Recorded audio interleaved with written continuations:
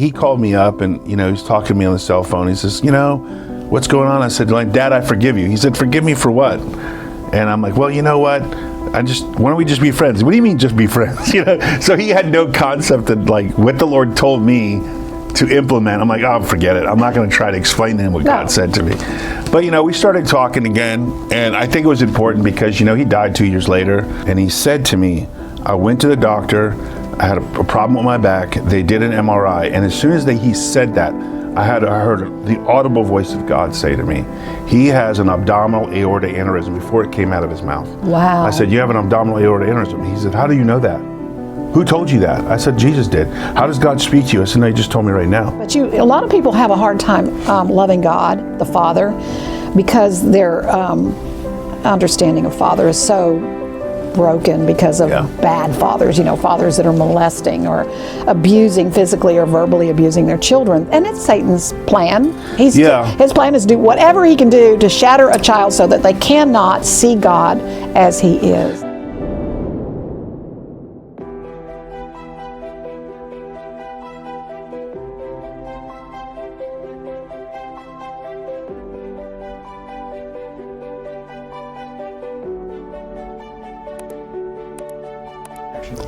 Hi, I'm Connie Cenac. Welcome to my corner of the world.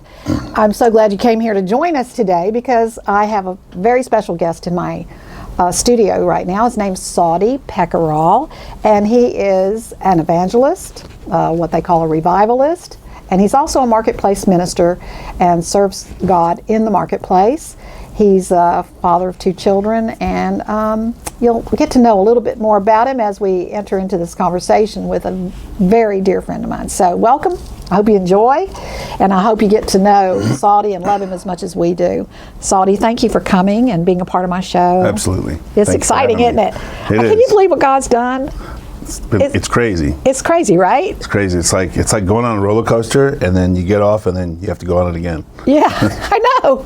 But the reason I wanted you to be on my show is because I know your testimony is incredible. Yeah. I mean, you come from a really kind of a wild place when you were growing up. What was that like? Very, very diverse family. I'm the youngest of, if you want to count it from my mom's side, before I knew I had other brothers and sisters from my dad's side, I was the youngest of 5. And I grew up in Clearwater, Florida. So I grew up about maybe 20, 30 minutes from the beach. So growing up in Clearwater was just as we call it, a sun bunny adventure. My mom was a beach bunny.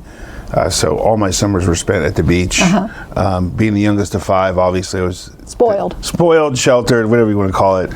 As sheltered as you could be, as sheltered as a hippie kid, a child could be with a hippie mother. You know what I mean? Wild. So I grew up off of Grand Central Avenue in Clearwater, Florida. Being the youngest of 5, I spent a lot of time with my grandmother, who was a Pentecostal Puerto Rican street evangelist. Oh my gosh! Yeah, so she actually got filled with the Holy Ghost at Elon Bible College in Lima, New York, back in the late 50s, early 60s. Then obviously, she had some significant changes in her life as a result of that. But she was, would go to Times Square Church, and obviously Nikki Cruz was there, and David Wilkerson was about it. So she would play the tambourine and wave the American flag and preach the gospel in the streets. And then she also preached the gospels in the streets of San Juan. She came from Yataro region, mountains, and my mom and my aunts used to spend their summers down there during World War II. Yeah. So it's really crazy growing up. My father met my mom at the IHOP off of Drew Street in Clearwater, Florida. At that time, the building they called the building that the Scientologists meet at, what used to be called the Fort Harrison, and there was a restaurant and bar downstairs called the Crystal Lounge. So that's where my dad's band wrote the hit song called Him Father, and my dad and the band would go to IHOP, and obviously he'd see my mom, and he couldn't resist. He couldn't resist her beauty, and my mom couldn't resist my dad's charm. So here I am. That's incredible. So your dad was part of a rock band? My father was part of the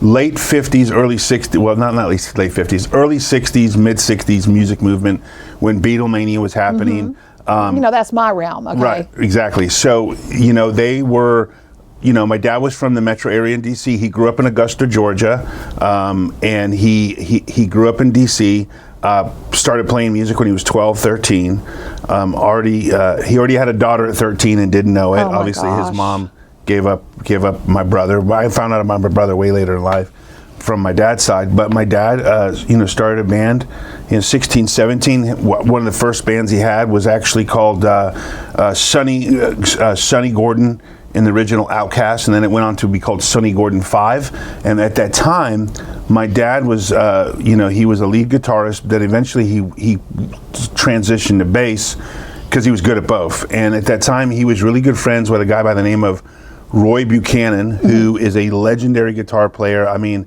he was the Stevie Ray Vaughan of the 50s and 60s. Everybody knows who he is. So he played with my dad, and my dad at that time was, working with Curtis Mayfield, and he was on Kurt Tom Records, which was a subsidiary of Decca that Curtis Mayfield had. If you know who Curtis Mayfield and Impressions are, everybody knows who Curtis Mayfield is. And so my dad at that time was running different bands. They were working with Otis Redding, Curtis Mayfield, the Impressions. Those are all good legendary people. They wrote the song, as I told you, at the Crystal Lounge in Clearwater Father. What happened is Martin Luther got shot, and they were in Birmingham, Alabama, and there was like 3 white guys, 3 black guys in this band, and it's like, back then, there was no. That was wild. There was no. You either had a black band or you had a white band. You had a white band. There was no Ebony and Ivory, and they were just changing they were just changing the whole demographic of that. Yeah. And so when Martin Luther got shot, the owner of the club in Birmingham said, "Sonny, we got to get you guys out of here." He says, "What do you mean?" He says, "Well, you ain't worried about the black brothers. We're worried about the white brothers. Yeah. You guys, they're going to lynch you because Martin Luther got shot." So my dad and the band packed up, and they headed down. They say, "We know this guy that has this place that he's managing in Clearwater." And that's where they wrote that song, and it went on to be a number 2 in the Billboard charts. Went on to win a Grammy Award for Best R&B Song in 1969, and then from there, my dad was playing with James Brown. They were opening up for James Brown. They were doing shows on Merv Griffin. They were doing shows on what's the other guy? Johnny Carson? Not Johnny Carson. Yeah, they were on Johnny Carson's show, I think. Merv Griffin. Who's the other guy? Ed Sullivan. Oh wow! Ed Sullivan really? show, and then. There was a whole bunch of other things, So when you have a number 2 hit in the United States, they sold over 1 million records, and we're not talking about social media, we're not talking about digital download. That was a lot back going then. into the record store and purchasing. Yes. I think on a global scale they sold 2.5. Nationwide they sold just over 1 million. Yeah. And they played with Michael Jackson, Jackson 5. So that was my childhood. My mom would follow my dad with 4 kids. Pregnant with me, wherever my dad was playing. And when the band was done playing the show, they would come. My mom would cook for them 2, 3 a.m. in the morning. They would continue jamming for another 2 hours at 2 or 3 in the morning. That's just the lifestyle of a musician. Wow. So basically, they would go from one stage, the living room, and the house would become another stage. So I grew up with music my whole life, being around it my whole life. My dad actually had a restaurant in South St. Pete called Ziggy's. Evil Knievel was a friend of his, used to come there. The actor Gary Busey would come in. My dad said, "Well, I'll just create a place that people can come eat." These are big names for our generation. Yeah, I'll just create a place where they can come eat and listen to the music. That's exciting. And of course, my grandmother was financing everything, so it was great. Wow. And your parents stayed married? Because that's a wild world, and if they weren't Christians. Yeah, unfortunately, my dad grew up Baptist, but he always say my mom grew up Pentecostal. They were married, I think, for 3 years. So they met and they got married in '69. My mom had two miscarriages, and then the doctor told her after she had me, you're having a hysterectomy, you can't have more kids. So I was born in '71. They stayed married till about '73. But my dad he loved all my brothers and sisters. He never had a family. His dad didn't want anything to do with him. His dad was a foreigner. He was an immigrant from Turkey, and he. Wow, and he grew up Baptist? Excuse me.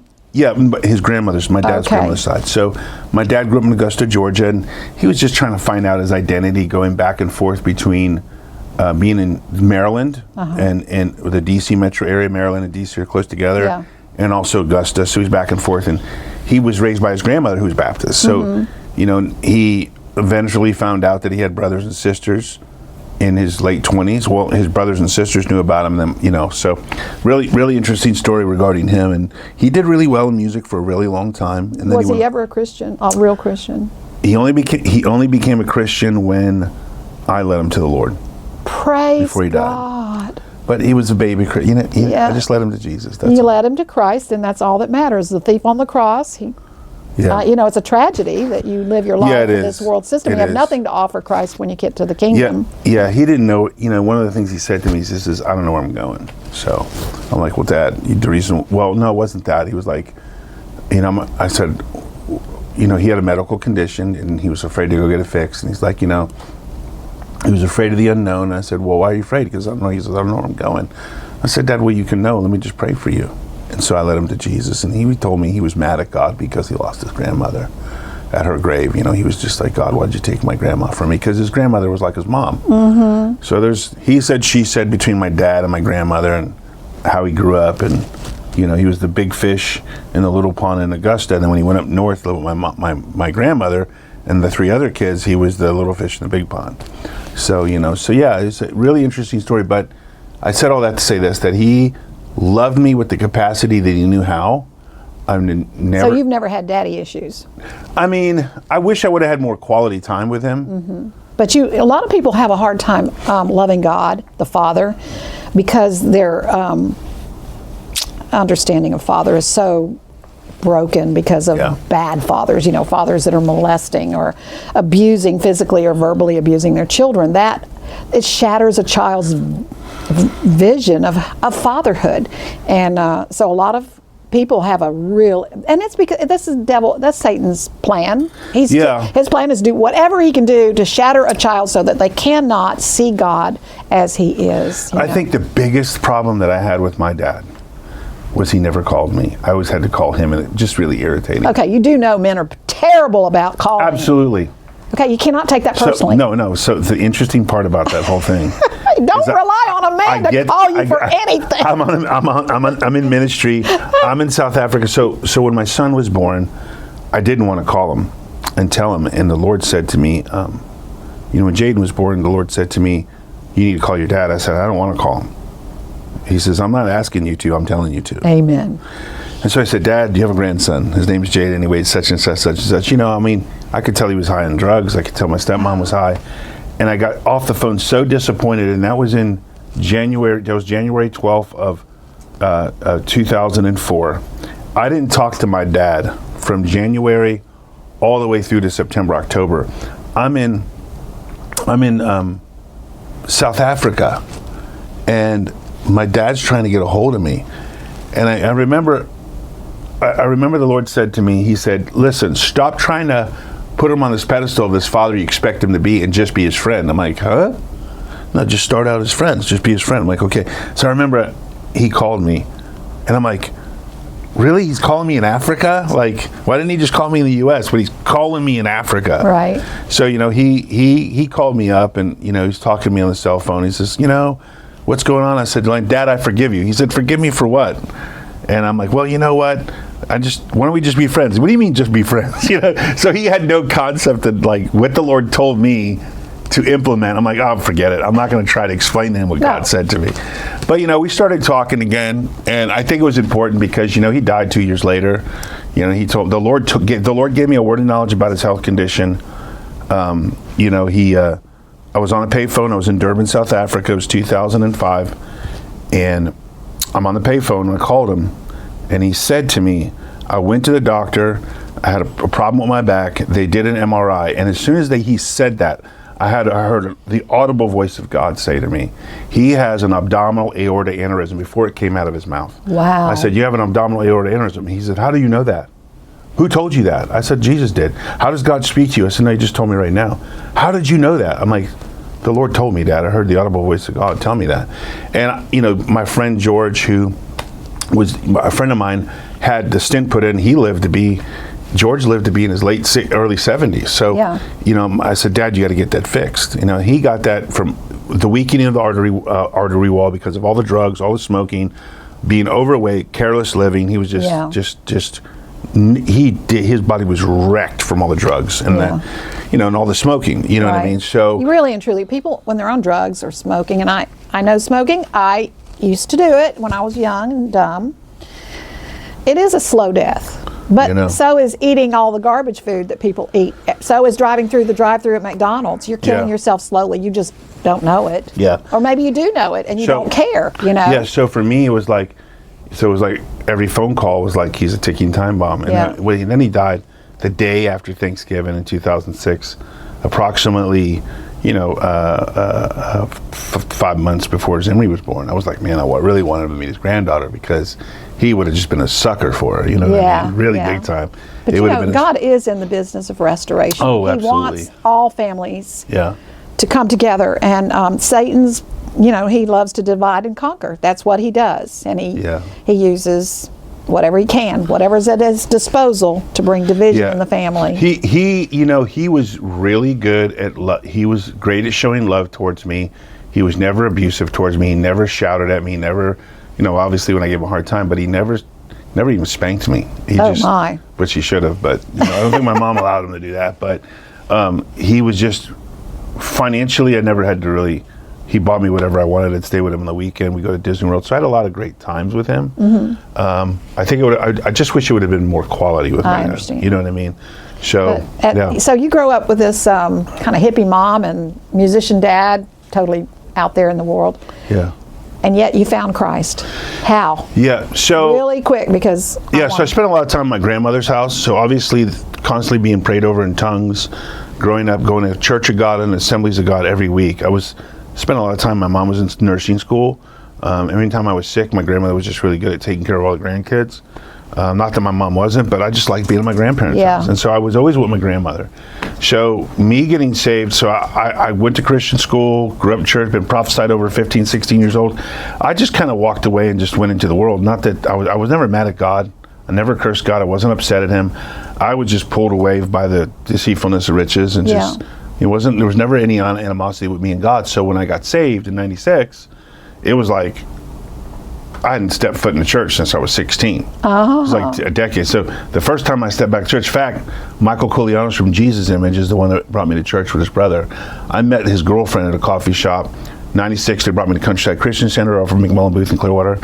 As soon as I set foot at that church on a Wednesday night, I gave my life to Jesus. Praise God. There's obviously a lot of supernatural context by that, but I won't go into it right now. But I had a radical encounter with the Lord. Like he showed up. God. He showed up in the back of that.